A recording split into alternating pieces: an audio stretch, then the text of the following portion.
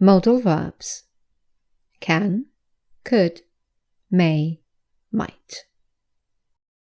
Let's start with formulation. All modal verbs have the following features in common. They're always followed by the infinitive without to. They're the same for all the pronouns. They do not need auxiliaries. They take direct negative and question forms. And finally, they never combine with another modal verb. Let's look at some common mistakes. A very common mistake is using an infinitive with to after a modal. Remember that modals take the infinitive without to. I can sing. Or she could run fast. The second common mistake is conjugating for he, she, and it, adding s to your verb. Remember that modals are the same for all pronouns. So it's she can swim. It might rain. Right, the third category of mistakes is using an auxiliary with the modal verb. Modal verbs take direct questions and negative forms. So the correct question is, can you do this? The correct negative is, he may not like it. And finally, as I just said, modal verbs do not combine with each other. So for this sentence, you can just keep the modal verb can, she can come tomorrow, or use a synonym for can and keep will. She will be able to come tomorrow. Right then, let's look at the usage of each of these modal verbs, starting with can. The first usage is to express an ability or lack of ability in the present or future. For example, I can see you at 3 p.m. tomorrow. Can you manage that? Or, they cannot dance. Or they can't dance. The second usage of can is giving or not giving permission. For example, you can use my office. Or, you cannot smoke here. You can't smoke here. You will see later that in order to ask for permission, we use the modal may. Moving on to could. The first usage is again ability or lack of ability, but in the past. For example, I could read without glasses last year. I could not sleep last night. I couldn't sleep last night. Right, the second common usage of could is for making a request. In this case, it's always in the question form. For example, could you repeat that, please? Could we have a break, please? And the third usage of could is making a suggestion. In this case, could is only used in the affirmative. What do you suggest we have for dinner?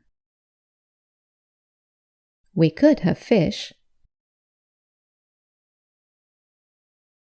Right. Moving on to may now. As I've just mentioned, we use may to ask for permission. For example, May I use your pen? May we have a look? And to remind you, to give permission or not to give permission, we use can, as we just saw.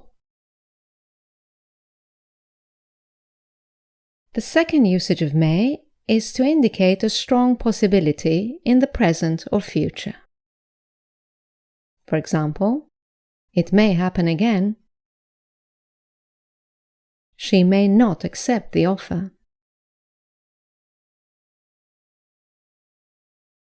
And finally, let's look at might. Might is also used to express a possibility in the present or future, and it's slightly weaker than may. So we can also say, it might happen again. We can also use could, but may and might are more common for possibilities. She might not accept the offer. We do not use could in the negative for a possibility. And finally, the second usage of might is a possibility in the past. In this case, it's followed by have done. He might have missed his train. Once again, you can also use could. He could have missed his train. But not in the negative. I might not have managed to convince her. Just a little note on possibilities. May can also be used to show a possibility in the past, but it is less common than might and could. So you could hear he might have missed his train, he could have missed his train, or he may have missed his train. However, you must avoid using may in a third conditional sentence.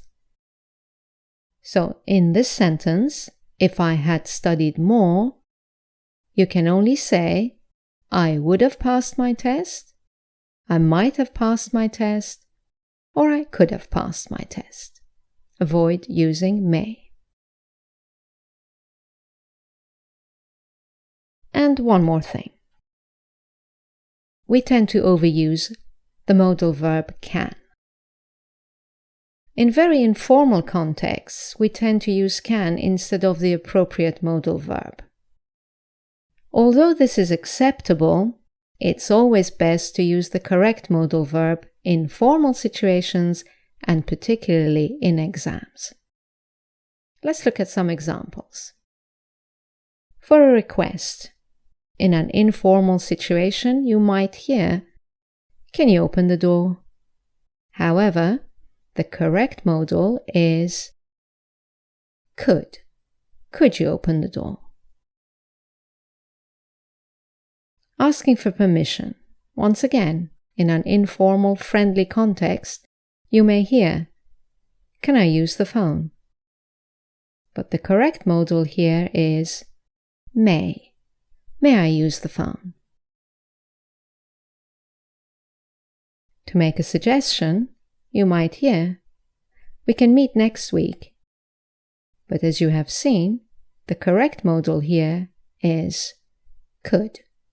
We could meet next week. And finally, for a possibility in the present or the future, it can happen again. But as we've just seen, the better modals are it may happen again, strong possibility, or it might or could happen again. Okay, it's time for our gap-filling exercise. In this exercise, I'd like you to choose among the 4 modals we've just looked at: can, could, may, or might. Let's begin. You speak German? Can you speak German? Yes, I can. I speak it fluently when we lived in Germany. I could speak it fluently when we lived in Germany. Why do you ask? I need this letter translated into German. Do you think you do it? Do you think you can do it? Let me see. Yes, I be able to. I might be able to. It take a little time though. It could take a little time though. And of course, I need a dictionary too. I may need a dictionary too. I borrow yours? May I borrow yours?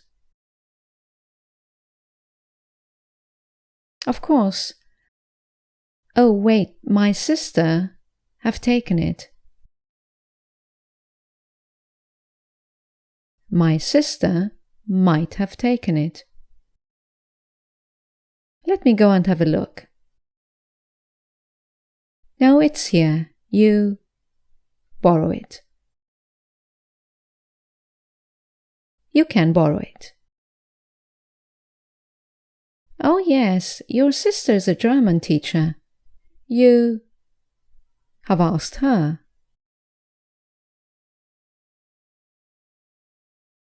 You could have asked her. She's on holiday at the moment, and this, wait. This can't wait. I need it for tomorrow. I not be able to do it for tomorrow. I might not be able to do it for tomorrow. But I do it for Wednesday. But I can do it for Wednesday. Wonderful. You email it to me when you have finished?